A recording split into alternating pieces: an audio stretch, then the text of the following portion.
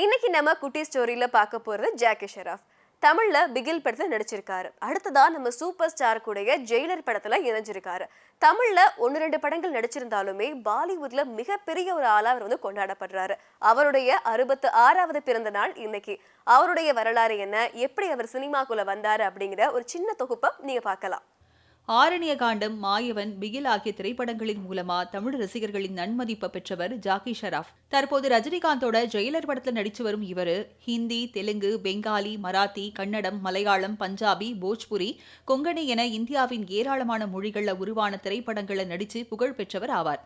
எந்த கதாபாத்திரமானாலும் அதற்கு தன்னை தகுதிப்படுத்திக் கொள்ளும் இவர் ஆரம்ப காலத்துல பல துயரங்களை செஞ்சுட்டு வந்தாரு. 1957ஆம் ஆண்டு மராத்திய மாநிலம் மும்பையில் பிறந்த இவருக்கு பெற்றோர் வைத்த பெயர் ஜெய் கிசன் சிவ். இவரது தந்தை காகுபாய், தாய் ரீட்டா ஷெராஃப் ஆகியோர் இணைந்து பங்குச்சந்தையில அதிக அளவுல முதலீடு செஞ்சு பின்னர் நஷ்டம் ஏற்பட்டு வீதிக்கே வந்தாங்க. அப்போது 17 வயதான ஜாக்கி ஷெராஃப் வீட்டை விட்டு வெளியேறி உள்ளூர்ல பயில்வானாக இருந்து வந்தாரு. வெறும் 11ஆம் வகுப்பு வரை படித்த ஜாக்கி ஷெராஃப் மும்பையில உள்ள தாஜ் ஹோட்டல்ல பயிற்சியாளராகவும் ஏர் இந்திய விமானத்துல பணிபுரியும் விரும்பினாரு.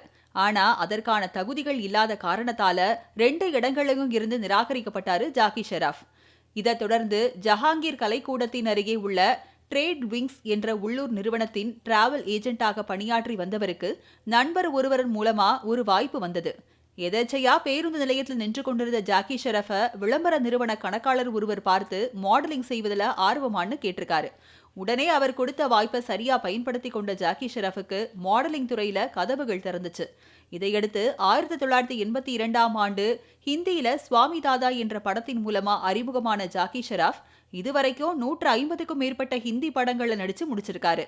இதுல 1989ஆம் ஆண்டு வெளியான பரீண்டா, 1994ஆம் ஆண்டு வெளியான யா லவ் ஸ்டோரி, 1995ஆம் ஆண்டு வெளியான ரங்கீலா ஆகிய படங்களுக்காக பிலிம்பேர் விருதை பெற்றிருக்காரு. இது தவிர மேலும் 6 திரைப்படங்களுக்கு பிலிம்பேர் விருதுகளுக்கு நாமினேட் செய்யப்பட்ட ஜாக்கி ஷெராஃப் தமிழ், தெலுங்கு, பெங்காலி போன்ற பிற மொழி திரைப்படங்களிலும் நடிக்க தொடங்கினார். இந்தியாவின் 13 மொழிகளை சேர்த்து மொத்தம் 220க்கும் மேற்பட்ட திரைப்படங்களை நடித்த ஜாக்கி ஷெராஃப் தமிழ் ரசிகர்களுக்கு அந்நியமாகவே தெரிஞ்சாலும் இந்திய சினிமாவின் ஆக சிறந்த கலைஞராகவே பார்க்கப்படுறாரு. தற்போது நெல்சன் திலீப் குமார் இயக்கும் ஜெயிலர் படத்துல ரஜினியுடன் இணைஞ்சு நடிப்பதாக கூறப்பட்ட நிலையில இதன் மீதான எதிர்பார்ப்பு எகிரியிருக்கு. ரஜினி திரைப்படம் தமிழ்நாட்டில் பெரிய தாக்கத்தை ஏற்படுத்தி இருந்தாலும் பாலிவுட்ல வெற்றி பெற வேண்டும் என்றால் அதற்கு ஜாக்கி ஷெராஃபின் துணை தேவைப்படும் என்றே படக்குழுவினர் தீர்மானிச்சிருக்காங்க. வெள்ளித்திரை, சின்ன திரையிலும் சேர்ந்து கலக்கி கொண்டிருக்கும் ஜாக்கி ஷெராஃப் விரைவில் இந்தியாவின் உயரிய விருதை எட்டி பிடிப்பார் எனவும் எதிர்பார்க்கப்படுது. இன்னைக்கு பார்த்த எல்லா சினிமா நியூஸுமே உங்களுக்கு பிடிச்சிருக்கும் நம்புறேன். இதே மாதிரி நாளைக்கும் உங்களை சந்திக்கிறேன். பாய்.